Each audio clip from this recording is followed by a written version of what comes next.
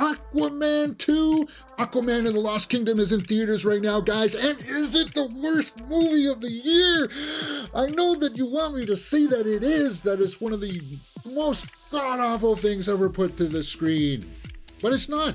And we're going to talk about it. So if that's what you want to hear me rag on a movie, because that's the popular opinion, well, I'm sorry. I give things a fair shake here. And I believe I said it in my straight out of the theater reaction. This movie's the definition of mid. And if you know what that means, mid. It's not that great, but it's also not that terrible. I found myself oddly invested, well, with Patrick Wilson and Jason Momoa. Their story dynamic was actually the most interesting part of the movie. So, Aquaman and the Lost Kingdom. It definitely has its problems, and we're going to talk about that. Aquaman balances his duties as king and as a member of the Justice League. Okay, you can remove that sentence. You can just, and as a member of the Justice League. The Justice League is not even mentioned in this movie, right? All while planning a wedding. What? What kind of synopsis is this? That has nothing to do with this movie. And that's part of the problem right there. The marketing to this, I thought started off fairly solid, but what do you mean wedding? What are you talking about? There's no wedding in this movie whatsoever. I don't even know who would be getting married. Because he got married to Amber Heard. Okay, yeah, we got to address that now too, quickly off the bat, guys. If you are an Amber Heard hater, you wanted to boycott it because of this, and you just want to see me come here and rag on that and like attack her for some reason, that's not going to happen here either. There's a lot of things that we're going to have to dance around here as I'm negotiating this review. One of them is going to have to be a bad synopsis up on the IMDb. Black Manta is on the hunt for the Atlantean tech to help rebuild his armor. Orm plots to escape his Atlantean prison. Orm doesn't plot anything to get out of his prison. We've seen it in the trailers. Aquaman goes to break him out. That's what happens. So I don't know what kind of synopsis is this. It's muddled. It's all over the place.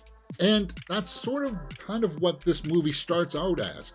It's muddled. It's all over the place. It doesn't know what the heck is it about.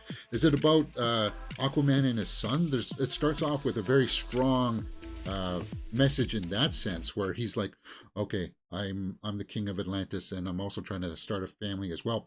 And they start with trying to have that kind of storyline of, okay, there's that mirror thing that's happening where, yeah, he's got a son, but then his old man, he tries to relate to his old man who raised him, played by Temuera Morrison, right? We've seen that in the trailers too. So it's kind of like there's that father-son dynamic kind of thing that they try to start off with, and then it just kind of gets left behind. And there's going to be a lot of that going on. So if somebody said story-wise, there's a lot of story threads in here that just get left behind. I could totally understand that. And that's one of the reasons why, yes, this movie is mid. It's like this. It's got fragments of ideas that are kind of like, well, that was interesting. I want to learn more about that. Okay, we're not learning about that anymore. Okay, well, whatever. But the cast was a standout for me because I had forgotten that Dolph Lundgren was in this, and he shows up and he carries some scenes where it's kind of like, oh, cool, Dolph Lundgren.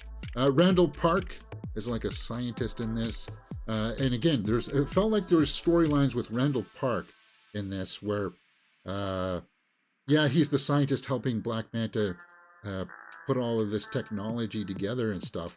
But there are scenes where he'll appear, and he'll like have a bloody nose or something, and be like, "What happened? Did we miss a scene here? Why is his nose all bloody? Oh, we don't get to learn anything about that." And it follows the same tropes. Okay, he's helping the bad guys, and he's going to turn good at the end, and yeah, we know how that goes.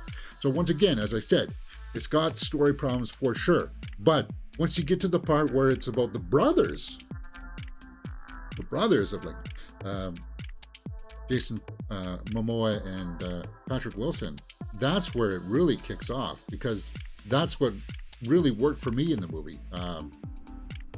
They bounce off of each other so well. It's kind of like, don't call me brother, don't call me brother. And then it comes around and pays that off in the end. It pays this animosity that they have with each other because, well, Nicole Kidman's their mother, right?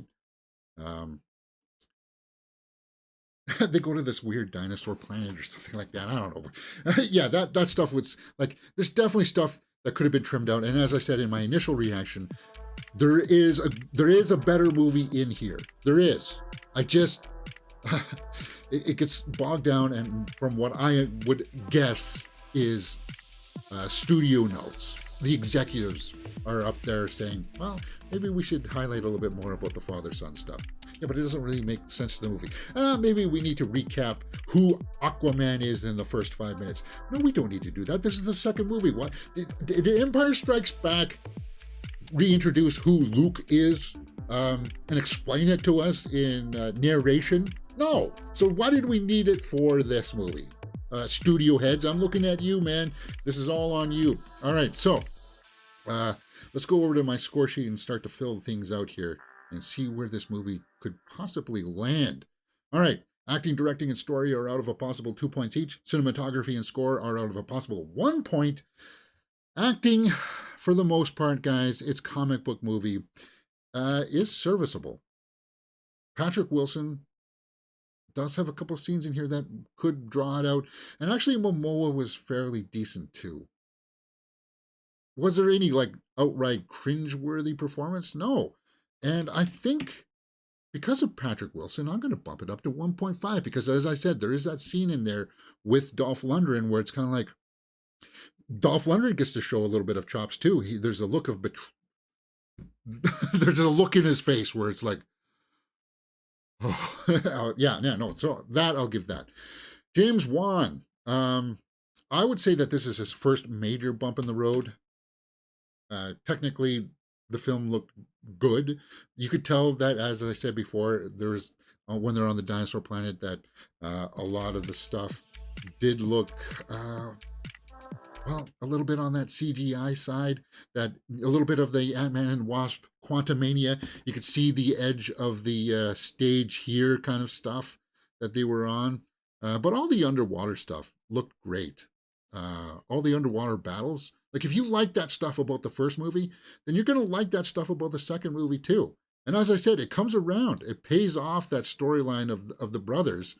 And that's what I would have sold this movie as. And a lot of that has to do with Patrick Wilson. Patrick Wilson brings it. So let's continue wrapping up my preliminary storyline here.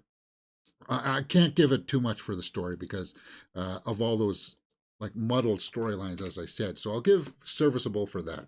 And I'm being generous here with the directing, I think, perhaps. Cinematography and score. The music was serviceable.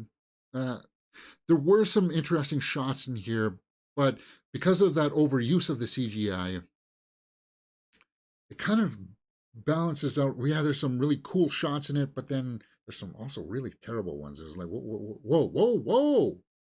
The ship design in it was really cool. There's like a hammerhead submarine in this that was really cool, and they shot it well. Can I give it more for that? I think I will. Cinematography. I'll give a full point for cinematography. Yes.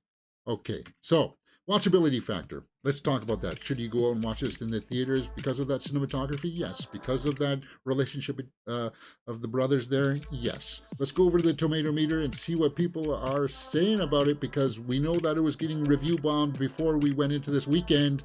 36% by critics, 78% by the audience. So audience members they're coming out of this saying, well, maybe it's not as bad as some of the critics are saying, right? Well, let's just take a look at some of the snapshot reviews and see what people are saying. Okay, from Deadline, Hollywood Daily. The first Aquaman film maintains a balance of seriousness and fantasy. The Lost Kingdom veers into cartoonish territory.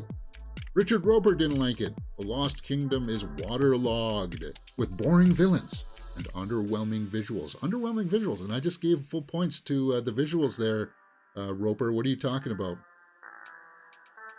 Let's take a look at somebody who did like it. There's over 200 million worth of eye candy in the story of our hero's attempt to save the world from Black Manta and global warming, and about $5 worth of originality in the screenplay. Yeah, I could see. Yeah, as I said, guys, this has got some story issues. It does. You'll be a little bit convoluted in the beginning, but Momo was having fun in every scene that he's in, even in ones where he's got to try to act dramatically. There is one moment where he does get to show a little bit of emotion, of like panic a little bit, where he's like, "Don't you touch my son," kind of thing. Yeah, I think we saw it in a TV spot or something. But yeah, there's a few scenes in there where his charisma is enough to carry you, right? But then, as I said, once you get into the brother storyline, that's the best part for me. That's the part that I related to. Black Manta as the villain, we saw some criticism there. I'll tell you this, I was thankful that at least with the DC movie here, they're trying to develop the villain over a couple films, right? And I could totally see maybe even a third one where he does actually get to have a bigger arc completed. Oh, did I just spoil some things there? Maybe not, guys. Maybe not. Don't worry about that. He was fine. He wasn't over the top memorable. He was after like world domination, world destruction kind of stuff there. He gets corrupted by the trident there, kind of thing. That's what gives him the powers. We've seen that in the trailers, so we get to learn more about that, and that's the tie-in to the Lost Kingdom subtitle, so that part makes sense. So when I go over and I read the synopsis on the IMDb, I'm lost for words. All while planning a wedding. What wedding? Was there a storyline in here where him and was it Mara were not married at the time? But they changed all of that. I don't get that. Yeah, and Martin Short's in this. That took me by surprise in the final credits. There is one mid-credit scene, guys. There is a mid-credit scene that you might want to stick around for. It's not that big of a thing. It doesn't tie into the rest of the universes or anything like that. It's more kind of like a joke type of thing, right? It's not that substantive. And it does happen mid-credits, really closer to the beginning of the credits, so it's not that big of a deal. Overall, let's try to wrap things up here so I don't continue rambling on here. Where are we sitting at? We're sitting at a 5 out of 10, so that is mid. Is this something that I would watch again? Well, it's got an interesting premise. It's Aquaman 2, so you're going to be wanting to see it because of that. But it's worth watching in the theater, I would say. So maybe it's just above mid in my books. And I don't think I could go any higher than that. I was being generous with the cinematography there. I could easily knock this down to 5.5. But there are things in there. As I said, there are value. There's value in there. But if you're looking at it to jump on and tear to pieces, of course, those left storylines that are like oozing out on the sides, it feels a little bit sloppy in the beginning. Yes, you can totally see people tearing it apart for that. Totally. But guys, you have to remember here, I'm going to share something with you. I have seen 90 plus movies this year, and I've seen some real stinkers. This is not a stinker, but it's about typical fare of comic book movies that we're getting now. That's what I would say. And I think that's where I'm going to leave it. 6 out of 10 for Aquaman and the Lost Kingdom. I think I've said it all, guys. What do you think? Are you going to go out and see it this weekend? Let me know in the comments below, and we will talk about it. All right, if you like this kind of stuff, my reviews for, well, of course, Aquaman will be up on the channel after this, and then we'll be watching Rebel Moon, Zack Snyder's Rebel Moon this weekend, so come join us for that. My review for Poor Things will be up later on today. Reviews for Waka is up. We watched Survivor Season 45 finale this week.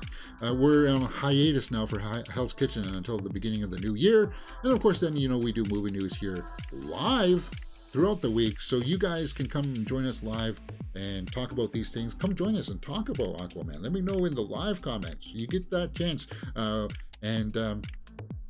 Yeah, if not, enjoy your weekend. There's a lot of other movies coming out, and we will be doing a movie news show later in just a little bit, continuing on, where we'll be talking about all this stuff, including what else is opening up this weekend.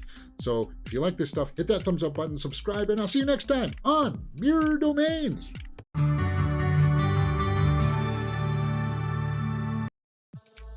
Okay, so that will be cut out and put on the channel later on.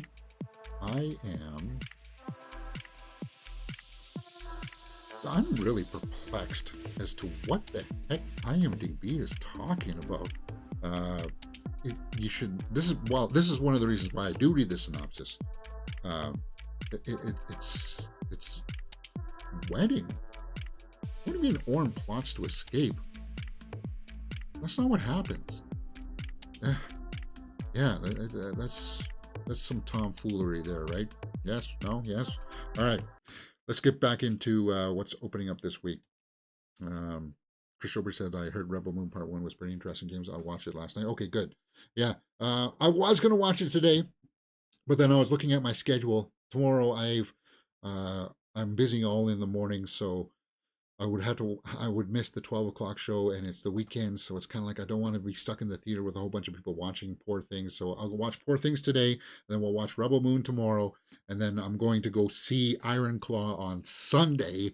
So it's going to be a busy week for me, guys. It's going to be busy, but we'll get it all done before Christmas, and I get all my reviews up and stuff like that. So we will be on track for that. Okay, what is opening up this weekend? Well, Aquaman 2 is opening up